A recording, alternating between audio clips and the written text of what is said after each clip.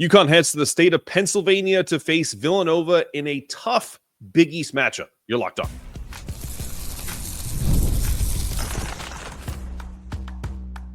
You are Locked On UConn, your daily podcast on the UConn Huskies, part of the Locked On Podcast Network, your team every day. Thanks for making Locked On UConn your first listen every day. We are free and available wherever you get your podcasts and on YouTube, part of the Locked On Podcast Network, your team every day. Before we dive into today's show, just wanted to come up to say how thankful we are for all of you in the audience. This podcast has grown exponentially, and we're just getting started, folks. But we're also not talking hyperbole at all. This podcast is currently the #1 college basketball show on the Locked On Podcast Network. And it's because of fans like you who value great UConn content. And we're proud to say we're the only daily podcast covering both the UConn men's and women's basketball, the hoops capital of the world. And we're thrilled to bring you the coverage you deserve. To show our gratitude, we're giving back. We're donating 10% of our revenue to Husky Ticket Project, helping send kids to UConn games. If you're enjoying the show, take a moment to subscribe, follow, leave a review. Reviews are really important right now. Helps get the show, get people to listen to it more. It kind of helps with our numbers. Thanks again for making Locked On UConn your first listen every day. Today's episode is brought to you by Game Time. Download the Game Time app, create an account, and use the code LOCKEDONCollege for $20 off your first purchase. Okay, let's get my co-host in here, Dan Meehan. How we doing, buddy? So here's the deal, man. We go into Pennsylvania, riding an 8-game win streak. I'm excited about this game, but I'm also nervous because, again, we're without Leah McNeely. Just give me your first impressions when you think about what this game will look like tonight. Yeah, I did some advanced scouting on Villanova. You can say that they've had a down year. Coach ain't up to snub compared to his contemporaries in the conference, but make no mistake about it. In my opinion, this is going to be a close game. They're playing at the newly refurbished arena back in 2017 on the Villanova campus. The capacity of this building is only 6,500. And it's going to be raucous in there. This is their Super Bowl. They've got to start crafting a resume to make the tournament. So they've got an absolute monster of a scorer in Eric Dixon and some other guys that are super capable. The betting line, I haven't seen it yet, but like I said, I think this one's going to be close. Yeah, I think it's interesting. It's interesting because UConn is playing teams that supposedly are having down years, but I think what metrics have a hard time showing, and we've talked about this, is that this is, I hate when people say this is your Super Bowl, but what I will tell you is that UConn is definitely the game that everyone's getting up for. Like the way Providence played against us a couple days ago is like unaccounted for in the numbers, because Providence was a crappy 7-17 coming in, got destroyed by Marquette. But they didn't get up for Marquette the way they got up for UConn. I know it's a rivalry, they're close, campus and all that stuff, but Villanova is going to be the same way. And on top of it, it's on the road. So the only reason why I bring that up is because our other one of our other contributors, Tyler Remick, posted in our chat about how they're dropping in the Joe Lunardi. Like if the tournament started today, they'd be a 4 seed compared to for him under his metrics. And I think that's so disingenuous because like you're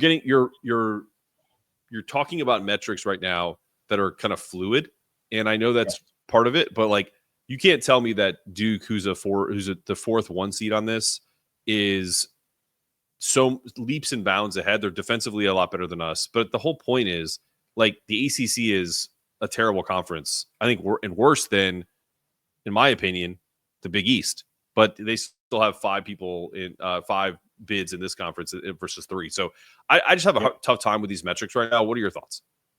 Yeah, I don't say this is Providence and Villanova's Super Bowl because they're playing big bad UConn. I say it because they need to start building a resume. There's games on their calendar that are circled at this point because they dug themselves a hole early in the year in their out of conference schedule.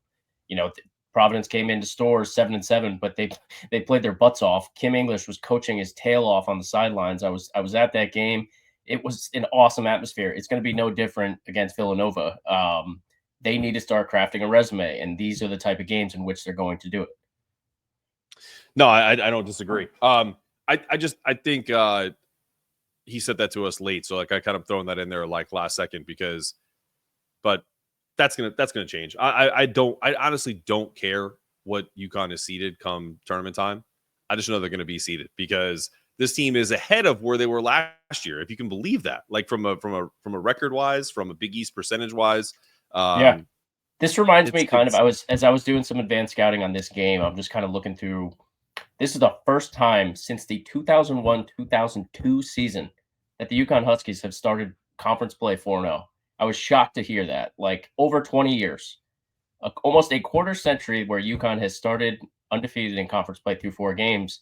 And that year, similar to this season, kind of an in-between year. They're coming off the back end of a national championship from the 1999 year, 1 year in between. This year, we're coming off a national championship. Kind of personnel-wise, on-court-wise, I still think this team can make a Final Four, but it almost feels like those Karaban Butler in-between years that was loaded with talent, but just never could get to the mountaintop like the teams before them. That year, 01-02, Maryland wins the championship. We lose in the Elite Eight to that team. But we have a great year in the metrics. It just seems like kind of eerily similar to me. But like I said, UConn starts 4-0. I'm just going to take you through some of the kind of just where UConn and Villanova match up metric-wise. So this is kind of like, I know Villanova hasn't had a great schedule to date. Their strength of schedule is middle of the pack nationally, but these two teams match up pretty identically when it comes to metrics. UConn, number 2 offensive rated team in the country. Villanova's number 7. UConn's 23 in the net. Villanova's still top 50. You can say what you want about who they've played. Still top 50 team in the NCAA net rankings. Both teams, just elite offense. At UConn, efficient as heck. Villanova is no different. They've got 3 scorers on the perimeter, which can cause a huge problem for us, led by Eric Dixon. 5th-year senior. This guy is like DeJuan Blair's body with Michael Beasley's skill set. That's who I like in his on-court kind of presence too. He can score from anywhere on the court. He's 265 pounds. So you can either put Jaden Ross on this guy or try Stewie out or try bringing Terrace Reed out from under the hoop. But either way, there's a reason why this guy is scoring 26 points a game, and it's because he's such a matchup nightmare in that regard. I totally agree. I think when you put out your thread on UConn's time without Liam, right? The month of January essentially, and seeing what it is. I had this as my only loss because I look at it as a road game. We're going to get into why they're playing in Finneran here in a second, and just kind of a tough environment. So, I also look at it like this. You and I love metrics. Like we talk about, the efficiency ratings and the metrics all the time. The one thing that I don't like about the metrics is like just taking a peek at the net rankings. Like, so guys, I know this is like, you can't see this, but like if I'm looking directly at the net rankings, some of the folks that the metrics love, they're not good basketball teams. I'm just being honest. Like when you watch, like, I don't know how much of you watch of Pittsburgh this year, but if you're going to sit there and tell me that Pittsburgh is the 15th ranked team in the country, according to the net, with 5 quad 4 wins and playing in the ACC, I just maybe they have a good litmus test against Duke, so we'll see. But I just don't see it. You've got to be able to read through the tea leaves. Like you look at top 10 in KenPom, Gonzaga's still there. We handled that team. They're not going to beat us in March. They can't beat us in March, and that team's going to stay in the top 10. In all the metric systems until the end of the season because of the conference they play in. Got to be able to read through the tea leaves a little bit, watch some of these games, and try to figure out like what some of these teams really are about outside of the numbers on a spreadsheet. Yeah, I think when I'm not having Evan Maya on this week, or Evan Mia. He's going to come in next Thursday, so I may like, I know it's not his ratings, but he understands it probably better than anybody. So I would actually love to pick his brain about, why UConn, even when they're winning, it's probably because they're winning closer games and because their defensive metrics suck. That's probably why they're dropping in KenPom and some of the net rankings, because they were like 12th or 11th in the net last week. And then, they haven't lost, but, they're winning. They took a big hit. They took a big hit after the Providence game in some of these websites. Evan Mia's website, KenPom, their offensive efficiency is still there. Like for the folks at home that don't understand like what's behind some of these algorithms that's giving you these rating systems, the main two that you need to look at is offensive rating and defensive rating. These are points per 100 possession. So it's literally your efficiency. per 100 possessions. UConn's at the top nationally in that regard. They shoot 50% from the field. They're damn near 40% from three-point line, and they're a really good free throw shooting team. So they're going to stay high in that offensive rating. Right. But they also allow a lot of points per 100 possession. These teams are scoring on them, and they're scoring at a efficient clip. So that's kind of why UConn lines up where they do, in that defensive metric. And they've taken a beating in that regard in the last few games because, Providence was almost 50, 40, 90 in that game. So. Absolutely. Well, listen, we're going to take a quick break, and then we're going to talk about playing on campus and the reasons why. It's not the same as Rick Pitino saying he just wants to get a competitive advantage for St. John's. There's actually some tangible reasons why we're playing in Finneran Pavilion tonight. So we'll talk about that coming up after this. If you're attending the 12-team college football playoff, it's got to be pretty incredible. And this is the wrong ad, so we're going to put Game Time on. There we go. But guess what? If you're using Game Time, I can't imagine you're going to get a better deal on any of these college football playoffs now that we're in the Final Four anywhere else, right? They have the new feature called Game Time Picks that makes getting tickets for events even easier. It filters out all the fluff, shows you incredible deals and great seats, so you don't have to waste time searching through thousands of tickets, and you probably can wait to the last minute so you get the best possible deal, right? So every time I've used it, because I don't typically use it for myself because I get to go to games and use my media credential to watch the game, right? So if it's a friend, I usually help them out with a super deal in particular. They usually stand out, and I love that I could see the seat views so I could show them, take a screenshot and show them where they're going to be sitting. And there's no surprise fees, nothing up front, just on time ticket delivery, and it's the lowest price guarantee. It gives me complete peace of mind that I can share this with friends and family. So take the guesswork out of buying tickets with Game Time. Download the Game Time app, create an account, use the code LOCKEDONCollege for $20 off your first purchase. Terms apply. Create an account, redeem the code LOCKEDONCollege for $20. Download Game Time today. Last minute tickets, lowest price guaranteed. All right, you're back on Locked On UConn with Dan Meehan of Exit 68 and your boy Mark Zanetto here, co-hosting the show. All right, so here's the skinny on why we're playing in the 6,500 seat Finneran Pavilion. So, couple things. UConn hasn't played a non-COVID game at Finneran since 1995. That's the first thing. So it's been a while. How old were you, Dan? I was 14 years old in 1995. Wait, you're muted. I always do this to you. I do this to you like once every other show. Now we can hear you. I was 7 years old in 1995, so I probably don't remember that game. I probably remember it, but I probably also don't because I was 14 because I'm old and I forget things.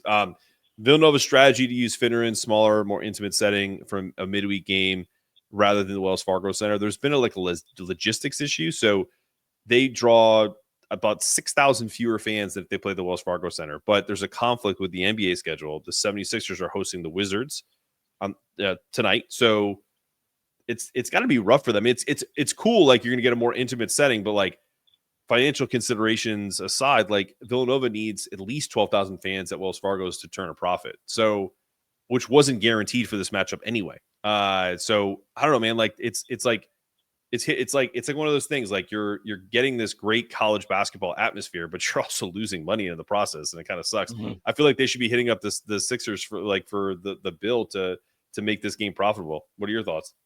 Yeah, they probably should have flexed that one. The Sixers aren't looking too good this year, and the Wizards are perennial stink. But yeah, it's a nice, not a lot of fans, but it's a really cool, like, intimate setting place. They refurbished the entire thing in 2017. It had an old school vibe, but they brought in like I read up, and it had this just top in class architectural firm that came in and kind of redid the whole thing. But it's a beautiful facility. It's just there's not a whole lot of noise in there, but it's going to be jam packed. Every bit of 6,500. I think the official capacity is 6,501. There will be 6,501 in that building for this UConn game. Like I said, haven't seen a betting line yet, but I expect a close one, and just like a classic Big East game. It's going to get weird. Yeah, I think you're right. I mean, listen, last year's team, which was the most dominant college basketball team in the last 25 years, according to Ken Palm, only won by 1 point at the Wells Fargo Center. And this year's team is not playing elite defense like last year's team did. And it's not just Eric Dixon. He is a absolute load. You know, he's leading the country in scoring, almost 26 points a game. But you have Hugo Poplar, who played for Miami, that we know very well because he was a really good player for that Final Four team with Jim Larrañaga before Jim Larrañaga quit because of NIL, whatever. But he's averaging almost 14 points a game, and he's shooting at about a almost 40% clip from three. Eric Dixon is almost shooting 50% from three. My dude is 50, 85, and 49.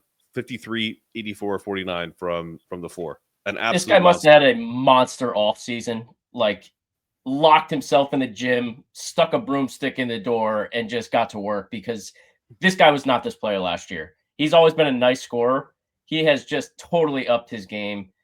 Almost 50-50-90 shooting splits, and he is scoring every single game. He scored 25 plus in each of the 4 Big East games coming into tonight. I rewatched the entire game of his 38 points, career high performance against Derek Queen from Maryland, who is a stud freshman that played with Liam McNeely and Cooper Flagg on that incredible Montford team that won the national title last year in high school. He absolutely abused Derek McQueen all over the court. Dropped 38 on 50% shooting. I think he was like 15 of 29 in the game. Like, he can score at all 3 levels. Down low in the paint, he's got great footwork, so he could be a nightmare for a guy like Terrace Reed. He loves to operate at the free throw line, you know, jab steps, spinning, herky-jerky type movements, and then he can, brand new to his repertoire, he was a 30% from 3 last year. Like, pedestrian three-point shooter, more of a big man. He's got range from 25 feet, and he's shooting almost 50% from 3. Like, this guy is a matchup nightmare. Yeah, let's look at these starters, because for me, and this will go into the lineup considerations that we're talking about. You know, this is just a really difficult matchup. You have like Jordan Longino or Longano. He's 6'5" at the point. Then you have Jameer Brickus. I think he's 6'6" or 6'5". 5'11". He's the shortest guy. I'm getting him confused. So like that, that's one player that, okay, Haas can kind of get after. But then the rest of the guys, I mean, their starting lineup is 6'5", 5'11". Hugo Poplar is 6'5", Eric Dixon 6'8", and Enoch Boyke is 6'11". So it's a tough matchup for UConn, because I look at them and it's one of the reasons why I don't know this to be true, because we're kind of skipping ahead to the lineup considerations. But people were saying that Dan is probably going to go with Aiden in the starting lineup, and kudos to Aiden for having a big game against Providence, and I hope that he continues to do that. But man, I guess, right? Trial by fire. See if it works. But if you add him, then we're rolling out a lineup with Haas at 6'1", 6'2", Solo 6'3"-ish, Aiden at 6'2", 6'3"-ish, with Alex and Samson against everybody. Everybody in that lineup is going to be bigger than the people that they're being guarded by, with the exception of Haas on Jameer Brickus. What are your thoughts? Yeah, I think there was some chatter after the Providence game from Hurley in his presser that he had a tough time trying to figure out if Aiden was even going to start in that game. Like, he had been playing well for a couple games coming into that one, and Hurley almost wanted to start him in that game. He ends up going with Jaden Ross for his first career start. Jaden Ross puts up donuts across the board on the box score. He didn't play well. He didn't score. He didn't grab a rebound. Didn't record an assist. Didn't do a damn thing. And Aiden comes in and has his best game off the bench of the season as a UConn Husky. So it's like, we've had so many conversations with guests calling into the live shows after the games, like, he played well, he has to start now. Like, no, he came off the bench and it worked. So maybe we would just keep sticking with that, because that seems to be working. Dan Hurley has coached his tail off this year. Kamani Young, Luke Murray, putting these guys in positions to win. They're pulling the right strings right now. So whatever those guys say, I'm all for it. We got 8 wins in a row coming out of Maui. But speaking to the kind of the size matchups in this one, I like Aiden coming off the bench again. I know he played so well. I just don't love what Villanova does so well, score from the perimeter. The one glaring hole on this defense for UConn has been perimeter defense. Like, if we're getting abused from beyond the 3-point line, I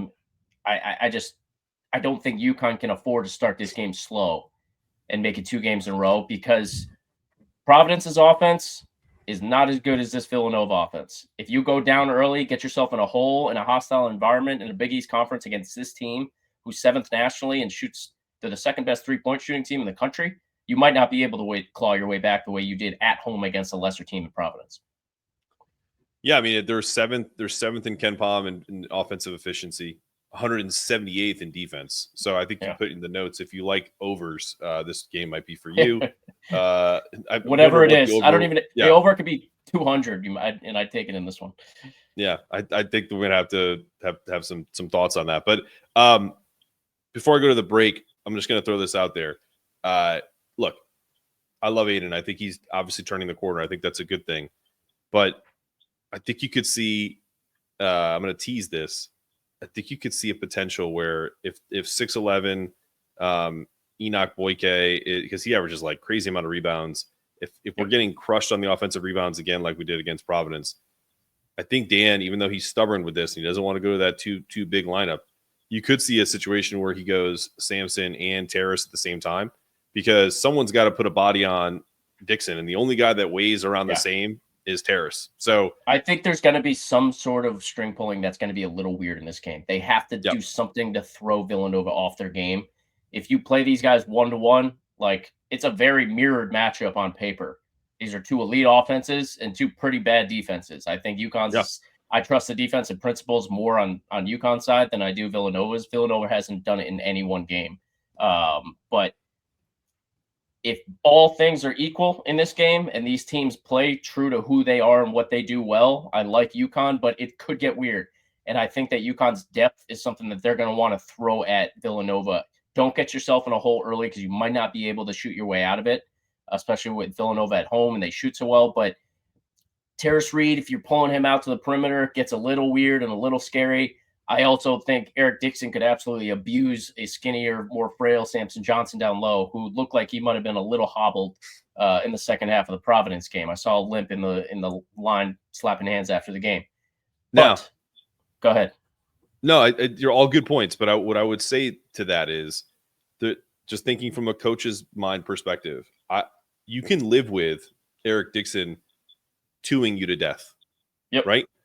So there could be a Zach point in the game. Treatment. Zach Edey treatment, right? But these other guys are stroking 40% from three, so something has to give. Right. So but my point is like if I don't know if they're doing this, but if I was in Dan Hurley's shoes, and I am not Dan Hurley, I have the same haircut, but him and I think I try to put myself in his shoes. And if I'm looking at this matchup and what they love to do, I am literally sacrificing, in a way, Sampson. I've seen this in person before at a lower level. I'll give you one example, and then we'll go to the break. I was at a game at this, I think it was the SoCon semifinals. And these are high pressure games because most of these guys got high major jobs because they won these games. You know what I mean? So like, these guys are coaching their asses off the same way you're talking about Dan is. And one of the best defensive players I've ever seen at that level, who's playing overseas and like winning Euro Cups and stuff like that, was literally on an island. And they just took away all the 3-point line for a really highly skilled 3-point shooting team, and just said, okay, if that guy gives you 30 or 40, who cares? And it's to your point, we saw in the national championship game against Zach Edey. If Eric Dixon goes for 30, you just can't let Wooga Poplar get 15 or 16 points. You can't get Jameer Brickus have 14 as well. That's where I think UConn excels in those type of scouts, as we've talked about, where essentially you got to stay disciplined. And that's been tough for them this year. So when we come back from the break, I want to talk about who we think will start and maybe throw out some interesting lineups that we think are on the horizon. Coming back after this. Our friends at FanDuel want us to tell you all about the 12-team college football playoff. Now it's down to the Final Four. Texas, Ohio State, Penn State, Notre Dame. If you're going to one of these games, you got to use the Game Time app, because the excitement for these playoff games has been ramped up to a new level. And I guarantee you some of the prices on these games are incredibly high. But if you use the Game Time pick, you can use a feature called Game Time Picks, and it gets you the tickets to your events easier. You can wait till the last minute. So let's say if you're flying to this game, I guarantee you'll get tickets to this game. You can search through thousands and thousands of tickets, and they'll filter out like the 10 best for you based on your budget, right? So I've done this before for family and friends. It's what stood out the best, and I'm reading the Game Time ad again, and I don't care. We're going to continue with it. Peace of mind. Take the guesswork out of buying tickets with Game Time. Download the Game Time app, create an account, use the code LockedOnCollege for $20 off your first purchase. Terms apply. Again, create an account, redeem the code LockedOnCollege for $20 off. Download Game Time today. Last minute tickets, lowest price guaranteed.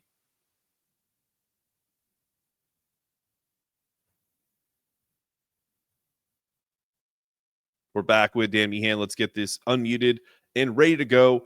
All right, who starts? Who? We know who the four are. Who's that fifth that's replacing Jaden if he gets replaced? Where do you think they go?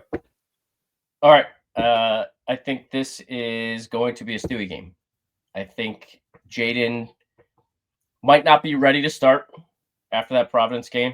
He didn't really record any stats. It looked like that famous Tony Snell meme where he just plays like 25 minutes and just zeros across the board that people throw up on Twitter so much. But his shooting, he looks a little hesitant to me when he gets the ball. It's like he had a shot on the left wing in the Providence game in the first half. When he gets it, he's wide open. He's just like kind of almost like airballed it almost on a little floater. I think Stewie, who Dan recently has said he needs to see more consistency from, he got that last game against Providence, and Stewie played well. I just think more so than the shooting numbers or how they're performing in the box score, Stewie's stature just lends himself a little bit more so to be able to guard a guy like Eric Dixon if he's found in that position. I'm really interested to see who's going to guard Dixon in this game. I don't think it's going to be Karaban, but you got to find some guy with a little meat on his bones. I think that might be Stewie more so than Jaden Ross in this one. So I'm going to go the normal starting five from last game's lineup and just swap Stewie and Jaden Ross. We'll see. I'm with you on that. I think Stewie should get the nod. I just don't think I think because it's a game by game situation. It's a possession by possession situation. Doesn't mean he's gonna play the most minutes. Doesn't mean that Jay Ross can't impact the game. Doesn't mean that Aiden won't play a ton. But I'm with you on the Jay Stu. I'm also toying with the idea of what if they put Sampson on Eric Dixon and kind of that sacrificial lamb, so to speak, where he has the ability to play him out on the perimeter because of his quickness and his length. Yep.